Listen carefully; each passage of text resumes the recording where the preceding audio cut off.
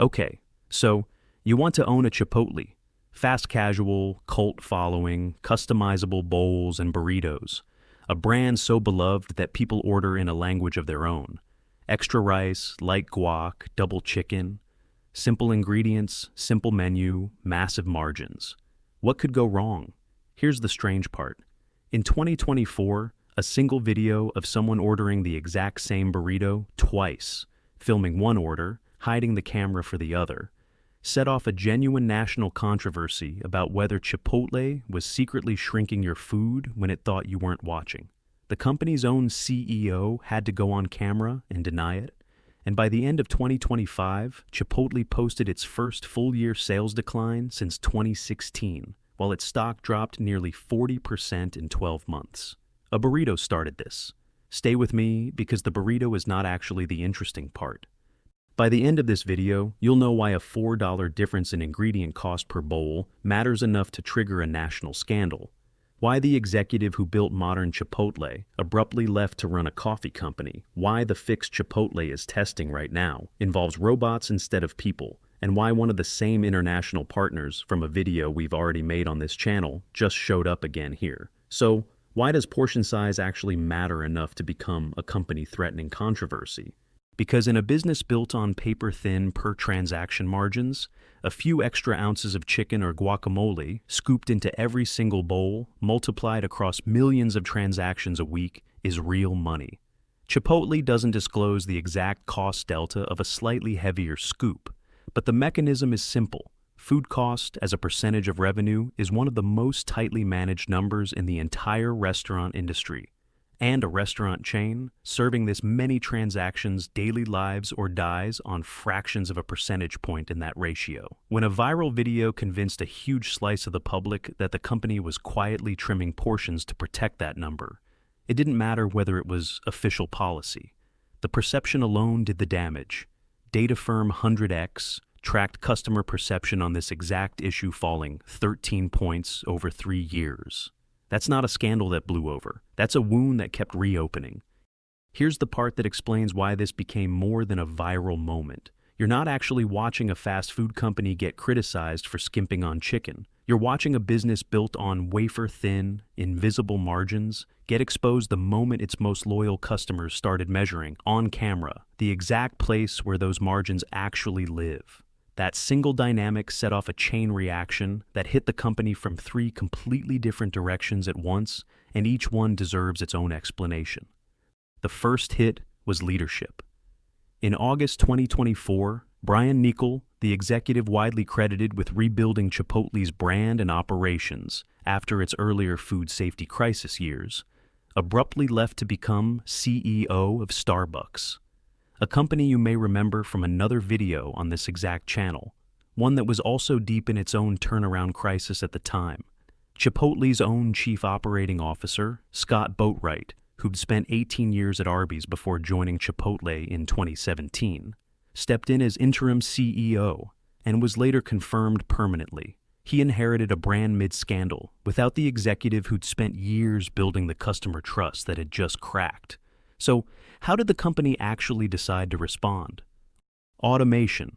In August 2025, Chipotle co-invested $25 million alongside a direct competitor, the fast-growing chain Cava, into something called the Augmented Make Line, a piece of kitchen equipment the company claims lets one single employee do the work that used to take 4 or 5 people standing on the line.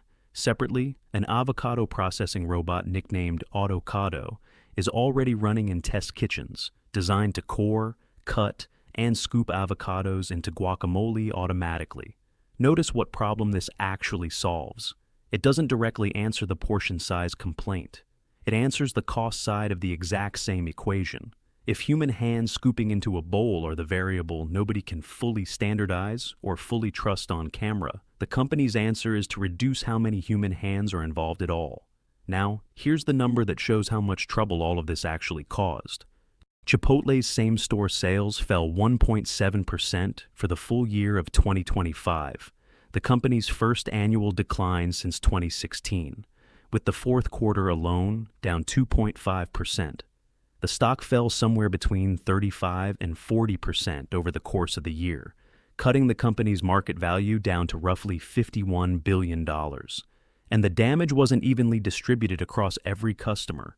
The company's own leadership specifically flagged that the weakness was concentrated among households earning under $100,000 a year, representing around 40% of total sales, and among 25 to 34-year-olds specifically, a demographic the company said was dealing with unemployment, resumed student loan payments, and slow real wage growth all at once.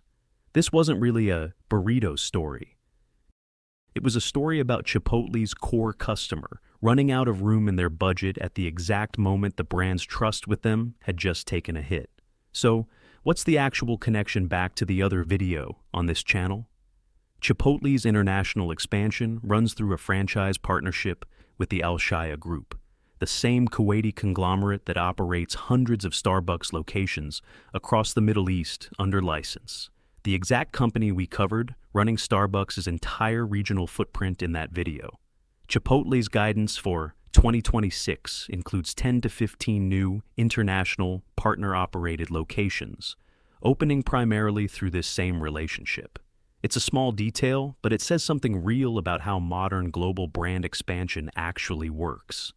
A small handful of enormous regional operating partners, not thousands of small local franchisees, running major American brands across entire regions, sometimes running more than one at the same time. So, what does this actually look like at different scales? A single Chipotle restaurant lives entirely on operational discipline within an incredibly narrow margin for error. Ingredient portioning, labor scheduling, and food cost percentage all have to be managed almost to the ounce and the minute because there's no pricing power left to cover a mistake. The company's own core customers are already stretched thin enough that a further price increase risks losing them to Cava or Sweetgreen entirely. The corporate parent operates on a completely different axis, one where a single viral video, a single executive departure, or a single quarter of consumer softening can move billions of dollars of market value almost overnight, regardless of how well any individual restaurant is actually run that week. That's the trade-off of running thousands of nearly identical locations off one shared brand promise. The efficiency is real, but so is the fact that a crack in trust at one location, filmed once and uploaded, can become a company-wide story within days. So if you do decide to own a Chipotle, understand what you're actually buying. You're not buying a burrito assembly line. You're buying a brand built entirely on the promise of visible, generous, consistent portions, serving a customer base with less and less room in their budget to forgive a single broken promise.